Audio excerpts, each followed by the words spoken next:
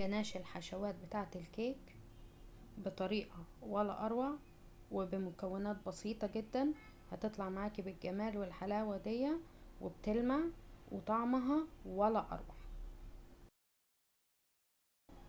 والمقادير مظبوطة جدا وهيطلع معاكي احلى جناش. جربيها ومش هتندمي.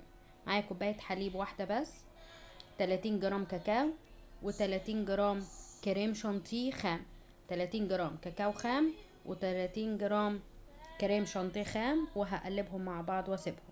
معايا باكو شوكولاتة خام 200 جرام دارك، وممكن حليب على حسب ما انت بتحبي. ده دارك باكو 200 جرام، وباكو 200 جرام من الشوكولاتة البيضة الخام برضو. هنحطهم على بعض، بنكسرهم كده، ده لازم علشان يسيحوا بسرعة، يبقى سهل ان احنا نسيحهم. هنرفع على النار كوباية اللبن والكريم شانتيه والكاكاو، هنرفعهم على النار. لما يدوبوا كويس قوي هبدأ اضيف 30 جرام زبدة، يبقى عندي 30 جرام كاكاو، 30 جرام كريم شانتيه، وهضيف لهم 30 جرام زبدة. لما يترفعوا على النار على كوباية الحليب واحدة بس. هنا دي ضفت عليها ظرف نسكافيه، وده حسب الرغبة، يعني انت عايزة تضيفي ضيفي، مش عايزة تضيفي ما تضيفيش، ده بس زيادة النكهة بيخلي طعم الجناش رهيب رهيب.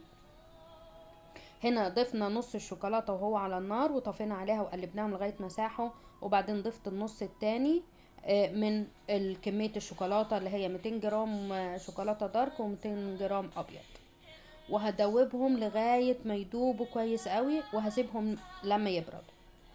اول ما يبردوا هيدينا الشكل والقوام ده. ممكن تسيبيهم في التلاجة، ممكن تسيبيهم برا التلاجة، على في الشتاء بيتسابوا برا التلاجة عادي، في الصيف لازم يبقوا في التلاجة. انا هستخدمها كحشو للكيكة، كيكة شوكولاتة، فانا ضفت عليها ظرف كريمة لباني وضربتهم. ظرف الكريمة اللباني مع ضرب الجناش بيدينا، بيفتح لونه وبيدينا طعم وغناوة للجناش غير عادي. الجناش من غير الكريمة اللباني ده عادي بيستخدم للحشو، بتستخدم للروزيتات، وبنستخدم ان احنا نعمل بيها التورت.